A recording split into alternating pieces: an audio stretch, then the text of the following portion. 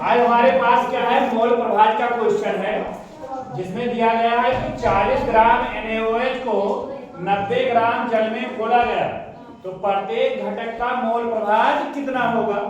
ठीक है, हमने आपको पहले ही बताया गया था कि जो किसी भी विलयन में जो चीज कम होता है वो विलेय होता है, और जो ज्यादा होता है वो क्या होता है, विलायक होता है। ठीक है, तो इसमें हमारा विलेय क्या है, NaOH क्या है, विलेय है, और जिसकी मात्रा दी गई है कितनी, 40 ग्राम, और जल कितना क्या है हमारा, विलायक है, और जिसकी मात्रा कितनी दी गई है, 90 ग्राम।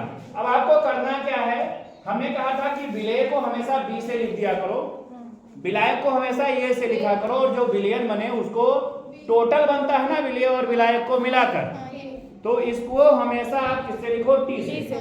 ठीक है, यानी आप लिख सकते हो, इसका हम अगर हल करें तो हल देखेंगे तो इसमें क्या कहेंगे कि जो NaOH है वो कितना ग्राम है, 40 ग्राम, तो हम लिखेंगे NaOH का जो भार है यानी W, और हमने बताया है B, क्या लिखोगे, WB, ये कितना है बताओ, ये 40 ग्राम है, क्या है, 40 ग्राम है।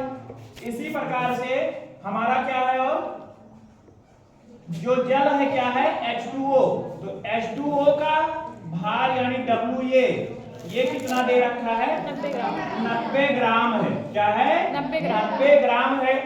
अब आप करिए क्या, NaOH का निकाल लीजिए अणुभार, तो क्या लिखोगे, NaOH का अणुभार यानी Mb निकाल लो, क्या निकाल लो, Mb निकाल लो, तो Mb कितना होता है, सोडियम का 23, ऑक्सीजन का 16, हाइड्रोजन का 1, कितना हो जाएगा, 23 और 1 24 और 16 40, कितना हो जाएगा, 40।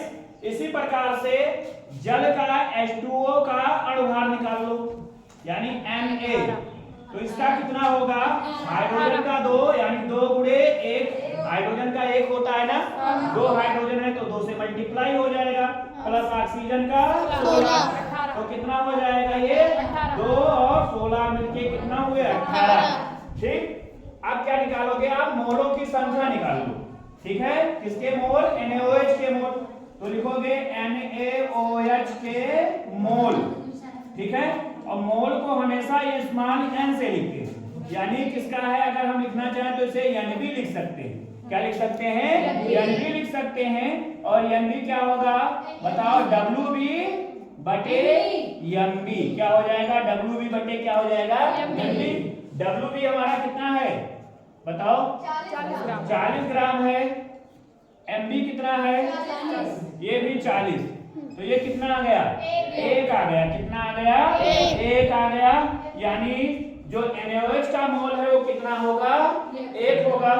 अब ऐसे H2O का मोल निकालो, क्या निकालोगे, H2O का मोल, क्या निकालोगे, H2O का मोल निकालोगे, तो जब H2O का मोल निकालोगे तो क्या लिखोगे, WA बटे Ma, तो WA हमारा कितना है, WA कितना है, 90 ग्राम। ठीक है, और Ma कितना आया है, 18, कितनी बार जाएगा, 5, 18 पंचे 90, तो ये कितना आ गया, 5, यानी हमारा जो Nb था वो कितना आ गया था, 1, और हमारा जो Na है वो कितना आ गया, 5।